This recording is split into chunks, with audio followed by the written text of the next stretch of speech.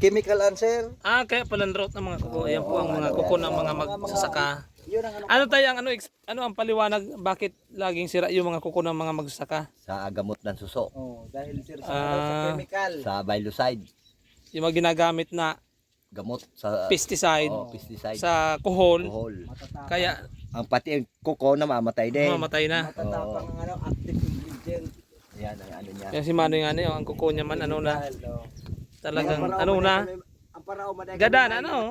Ang paraoma kaya sir talagang iba man sa professional or like maestra or mga ano man di opisina, ikumpara mo sa mga paraoma na ang kukume talagang pang paraoma man talaga. Ano? Kaya masakitan. Kaya masabi ang tawong is burabod kadaklan niya garadan ng kuko.